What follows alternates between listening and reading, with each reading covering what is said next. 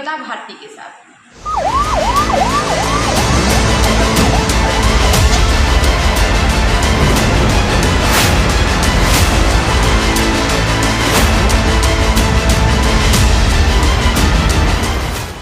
जयपुर में हुए टैंकर हादसे ने देश भर को हिलाकर रख दिया है। जिसने भी वो मंजर देखा उसके रोंगटे खड़े हो गए।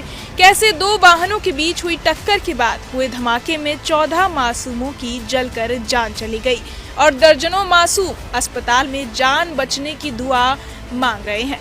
इस हादसे से जुड़ी कई जानकारी हर रोज सुनने को मिल रही है। इन सब के बीच एक खबर आई है कि एक 20 साल का लड़का बनकर आया।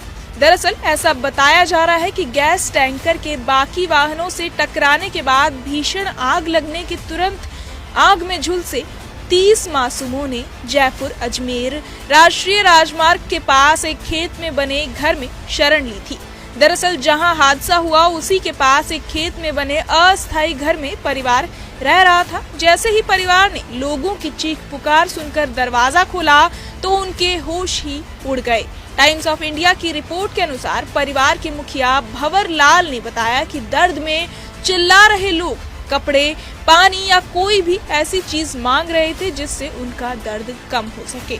उन्होंने बताया कि लोगों का शरीर जल गया था और उनमें से कई लोग तो मुश्किल से बोल पा रहे थे। जहां हादसा हुआ वहां से अस्पताल सिर्फ 1.5 किलोमीटर की दूरी पर था, लेकिन वहां तक पहुंचने के लिए भी 8 फुट की दीवार पार करनी पड़ती। जलन और दर्द से तड़प रहे लोगों के लिए इस दीवार को पार करना आसान नहीं था। ऐसे में मदद के लिए उसी किसान परिवार का एक 20 साल का लड़का राकेश सैवनी आगे आया। उसने दीवार के सहारे सीढ़ी लगाई, जिसके बाद सभी घायल एक एक कर दीवार पार कर अस्पताल पहुंचे। रिपोर्ट के मुताबिक राकेश ने उस खौफनाक मंजर के बारे में बात करते हुए कहा कि मैंने देखा कि कम से कम 30 लोग हमारे खेत की तरफ दौड़े आ रहे हैं। वो लोग दर्द से चिल्ला रहे थे, कईयों के कपड़े तक जल गए थे। मैंने एक पल की देर नहीं की और तुरंत सीढ़ी लगाई। जो लोग सीढ़ी भी नहीं चढ़ पा रहे थे, सैनी ने खुद उन्हें सीढ़ी चढ़ाई और उनकी मदद की। कांडोई अस्पताल के मालिक डॉक्टर रमन कांडोई ने कहा कि अलग अलग डिग्री के जले हुए लगभग 30 लोग मदद की गुहार लगाते हुए पहुंचे।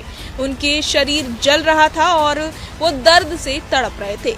एक सर्जन के तौर पर मेरे लिए भी ये काफी खौफनाक मंजर था। इसके बाद उन्होंने और उनकी पत्नी, जो एक डॉक्टर है, प्रारंभिक इलाज शुरू किया।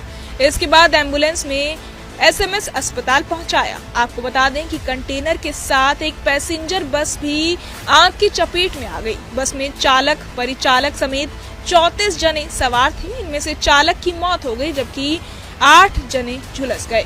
कुल 34 यात्रियों में से 24 से संपर्क हो गया, लेकिन बाकी लोगों के मोबाइल स्विच ऑफ होने से संपर्क नहीं हो पाया।